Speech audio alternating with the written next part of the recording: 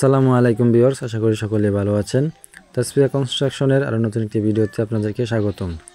তো আজকে যে টপিকটা আমরা আপনাদের মাঝে শেয়ার করতে যাচ্ছি, তো সেটা হচ্ছে যে এক ভাই আমাদের কাছে প্রশ্ন করছিল যে ভাই চাইনিজ চাল বারান্দার মাপগুলো কিভাবে দেব, তো এর নিয়ম কি।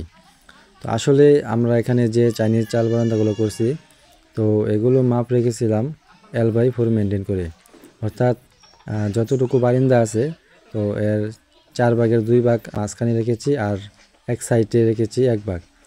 তো আপনারা চাইলে এভাবেও মেপে করতে পারেন, আর সৌন্দর্য বৃদ্ধির জন্য কম বেশিও করা যায়। তো সেটা আপনাদের কাছে যেভাবে সুন্দর হয় সেভাবে করবেন।